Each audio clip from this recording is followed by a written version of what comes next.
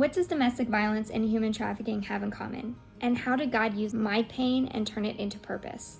And that night on the bathroom floor, I was believing the lie that I was stuck, that no one cared. And I didn't know what to do. I felt completely trapped, that I thought the only way out was to kill myself. I questioned God's faithfulness because I thought He answered my prayer. Because He didn't soften my husband's heart like I had begged. And I questioned, would He really be faithful to me? Did He really see me as I felt He was saying to me? Or was that just something my mind was using for survival? And how can He use your pain and turn it into purpose? God will always turn what people meant for evil and use it for good. And that doesn't mean it won't hurt. It doesn't mean that you won't feel pain. It just means that that pain is never in vain. Because none of us can escape pain, or hurt, or disappointment. But God has a plan for you to give you hope in the future. We'll find out in this speech that I gave 5 years ago at a Lutheran church in Sioux Falls, South Dakota. All right, so when I say the word human trafficking, what comes to mind? Do you guys think of kidnapping or smuggling humans into other countries? How many of you believe that sex trafficking won't happen to you? Right? I mean, if we're honest with ourselves, we don't think that it's going to happen to us. So, for just a moment, I want you guys to stand up and give two people around you a high five. Thanks, you guys. You can have a seat. I know that seems a little unrelated, but I will get to it in a moment. How many of you believe that you won't be able to be convinced that to sell yourself for someone else? Now, if you believe that you couldn't be convinced, when I asked you to stand up just a moment ago and give 2 high fives, did you do what I asked you to do? That's a fact, he did not do it. You see, it's so easy to make others do what you want them to do, even if there's the slightest amount of trust. My goal here today is to open your eyes to the oppression that is silently plaguing our nation, and to remind you that through your pain, God will give you purpose. But first, I want to address human trafficking and what it is and what it is not. The definition of human trafficking is that it's recruitment, transportation, transfer, harboring, or sale of another human being for the purpose of exploitation, either through sex, labor, or for the sale of their organs. The simple explanation is that humans are selling other humans for profit. Human trafficking is not like the movies, and it goes against stranger danger that we are taught as kids. Majority of trafficking victims, especially with sex trafficking, are trafficked by people that they know, people closest to them. Their own family members, their friends, or significant others are selling them. This is not just happening overseas. This is happening in the U.S. and right here in South Dakota. In fact, let me bring it a little bit closer to home for you. At Lincoln High School a few years ago, there was a girl who was trafficked out of her bedroom window. 40% of trafficking victims are forced into sex by a romantic partner. Rebecca Bender is a survivor of sex trafficking, where her trafficker lured her by pretending to be her boyfriend. She says that trafficking is not always abductions. It's a slow expansion of boundaries and an increase in trust. Now, if I, someone that you just met, can get you to do something can get you to do something that I asked you to do, imagine how much more someone you loved could get you to do something that you didn't want to do. What I've discovered in comparing sex trafficking with intimate partner violence is that traffickers use relationships as a recruitment team, so the process is identical. Now, relationships is only one way. There is kidnapping and familial trafficking, but relationships is the number one used recruitment technique. The average age of a trafficking victim to enter into sex trafficking is 12 to 14 years old. How many of you are between the ages of 12 to 14? While some of you may never be trafficked, 1/3 of you will experience dating violence in high school.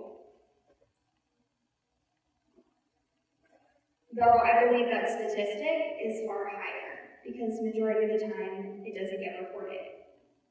See, I don't have to imagine being abused, because for 6 years I was. When I first met my abuser, he was handsome and charming, the tall, dark, and handsome man you think of on a rom-com. He bought me roses and chocolate-covered strawberries. I thought that he was way out of my league. He made me feel like I was the luckiest woman in the world. He showered me with just an overwhelming attention. I felt so incredibly special.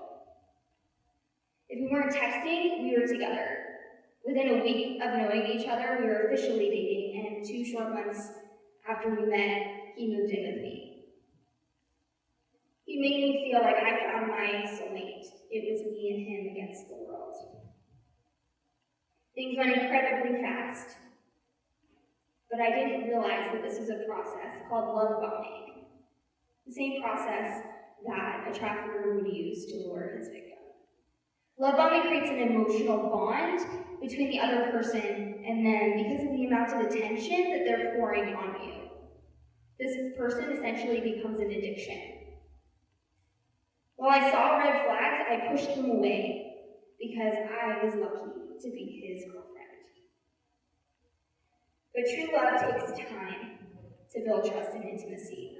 Love bombing creates a false sense of trust and intimacy by speeding up the process over weeks and months instead of years.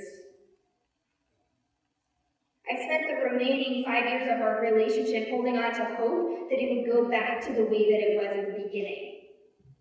But what I didn't realize was that the beginning was a complete facade. It wasn't real. The next step was for him to test my boundaries, to see what behavior I would tolerate. Over the love bombing stage, he gained my trust so much that I believed anything that he said. A few months into our relationships, he had been living with me and my best friend Amanda, and he had convinced me to break off that friendship because she was controlling and toxic, is what he said. He wrote me a letter telling me how much he loved me and how much he cared for me, and how he was only looking out for my best interest.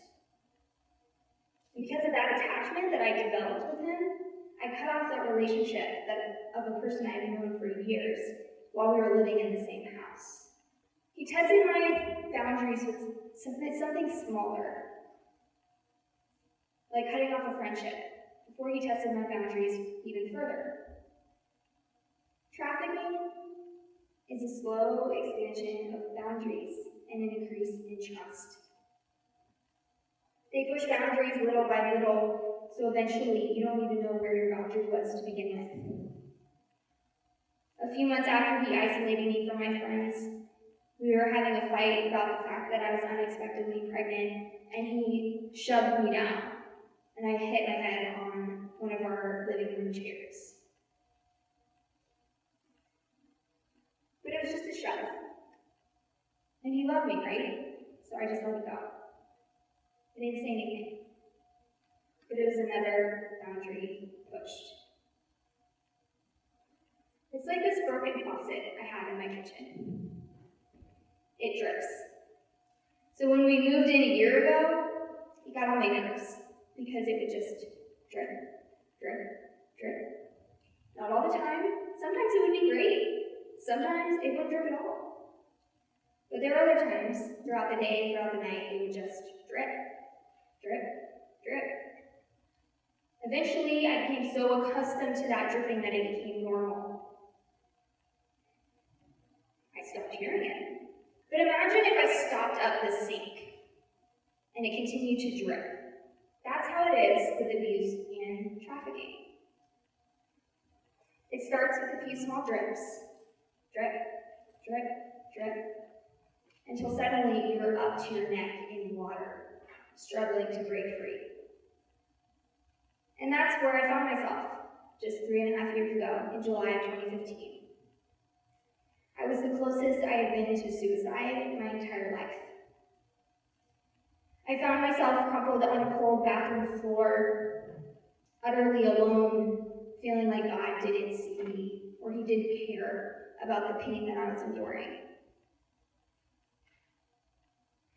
A few short months before that, I had come to the realization that what I had experienced for the past 4 years was not a loving or godly marriage, but it was abuse of every single kind. And if you haven't been through an abusive relationship and you're sitting there wondering how in the world I did not know that it was an abusive relationship for that long, let me share with you a few things to get me to that point. The first time he shoved me down, I'd been trying to move the house, so I deserved it. Less than a year later, he refused to add me to his bank account, took away any money that I had, and made me ask for cash anytime I needed it. But he was in charge of our finances, so that was just the way our marriage worked. When I called him out on how he was treating me, he punched me. But I prolonged it, or that was my excuse. When he shook me so hard, I had handprint bruises on my arms. It was just, he didn't know his own strength. And when he pinned me down, and he shoved his forearm in my mouth so far that my jawbone hyperextended, he just wanted me to shut up. And every time some form of abuse happened, it was always explained as my fault. My love and dependency on him was so great that I thought if I could just get through it, life would get better. He would get better. Or maybe I would at least be better at avoiding his triggers. And that would work for a while, but it was always returned at a degree far worse than before. And that night on the bathroom floor, I was believing the lie that I was stuck, that no one cared. And I didn't know what to do. I felt completely trapped that I thought the only way out was to kill myself. But as I lay there crying out to God, asking Him why did I have to go through this horrible abuse? Not just from anyone, but from the person who promised to love and cherish and care for me. Right then, God spoke to my heart, and He told me that He sees me lying on that floor, and He wept with me. And I gasped for air because the pressure all around me was so heavy. And He whispered that His plans for my future were far better than this pain now. That I was worth something to God Himself. That He saw me and He was with me even though I was in pain. And I held Him to that promise. That He would turn my pain into something good. Something beautiful even. And not long after that, my husband received a job offer for here in Sioux Falls, and he promised me that this would be our haven and this would be a place to start over. But I was apprehensive, but hopeful, because it seemed like God was finally answering my prayer, that my husband's heart would soften towards God and towards me.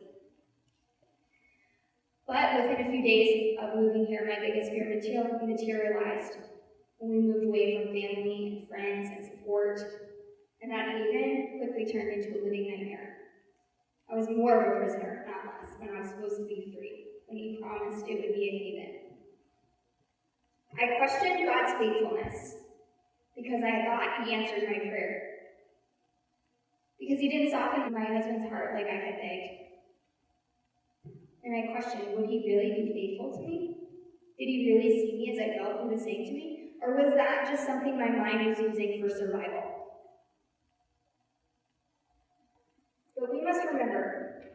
that God is faithful in ways that we would never expect. He keeps his promises to care and protect us, even if sometimes we don't know how he will do it. I have to admit, I fully expected him to change my husband's heart and redeem our marriage, like I so desperately prayed for. But instead, he changed me. And on January 5th, 2017, I lay next to my husband, facing away from him when his alarm was going off. I hadn't slept the whole night, and my heart was in my stomach. Because for a month, I'd been planning on leaving. The most dangerous time for a victim of domestic violence and sex trafficking is when they leave or the few weeks after it.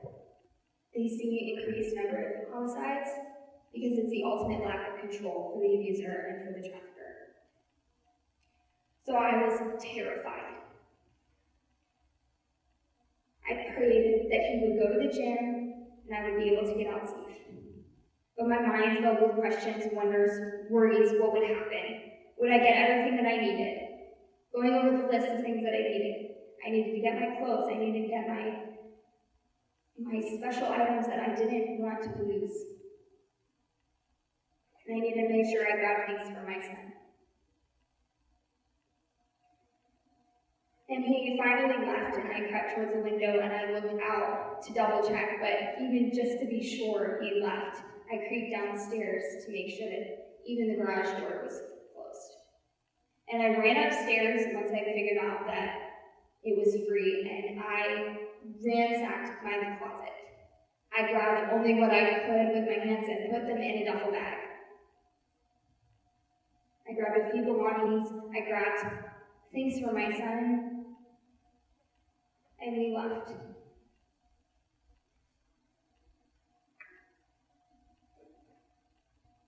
Can't tell you how nerve-wracking it was to do that.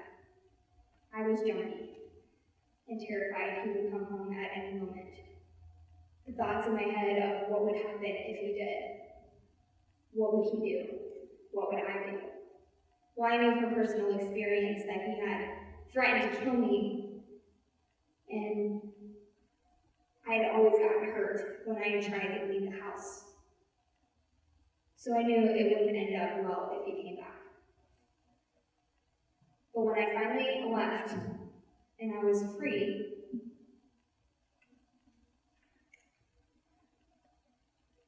I felt this weight lifted.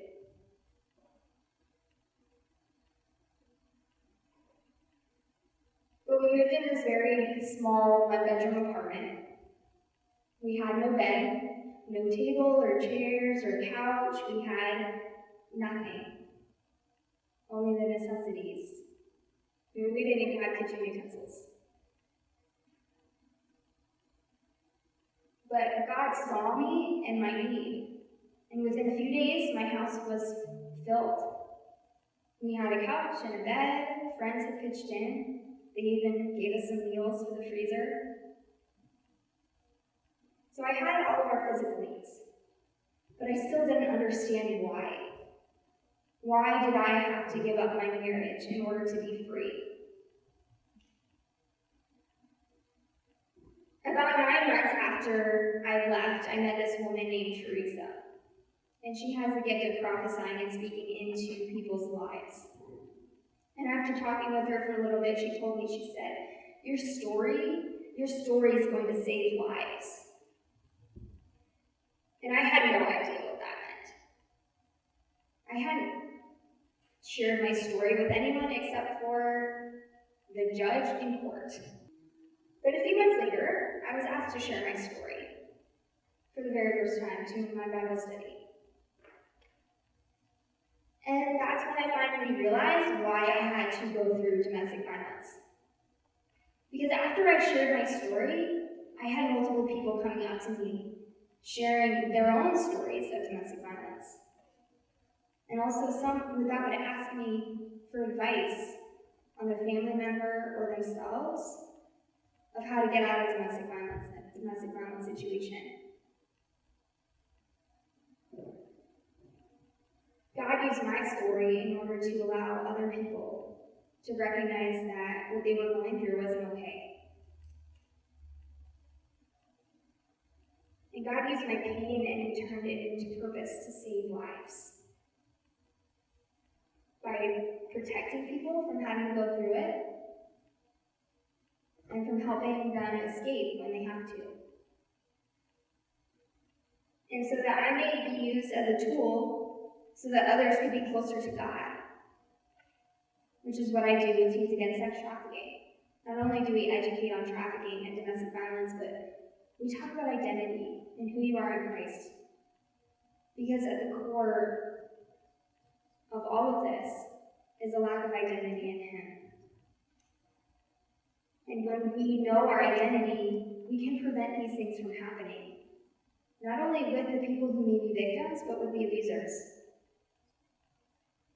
Because once they know Christ, He can transform their hearts. Jeremiah 29:11 says, "For I know the plans I have for you, plans to prosper you and not to harm you, plans to give you hope and a future." And Isaiah 43:1-3 says, "But now this is what the Lord says, He who created you, Jacob, He who formed you, Israel. Do not fear, for I have redeemed you. I have summoned you by name, you are mine. When you pass through the waters, I will be with you. When you pass through the rivers, they will not sweep over you. When you walk through the fire, you will not be burned, and the flames will not set you ablaze. For I am the Lord your God, the Holy One of Israel, your Savior." God will redeem whatever situation you have experienced or are experiencing. Because none of us can escape pain, or hurt, or disappointment. But God has a plan for you to give you hope and a future. And in fact, for me, in 2.5 weeks, I get to marry the most godly man I have ever met. Now talk about redemption. He treats me with kindness and patience, and is a true example of Jesus. But you see, God uses our stories so that we can be the hands and feet of Jesus. So we can go out there and free the oppressed, and to stand up for what's right, and for those who are suffering. So not only does He give you a hope, but He gives them a hope too. Because His life is not about us. It's not meant to be comfortable. He didn't create us to get everything that we want. He wants us to help restore our world to what He created it to be. That's our mission.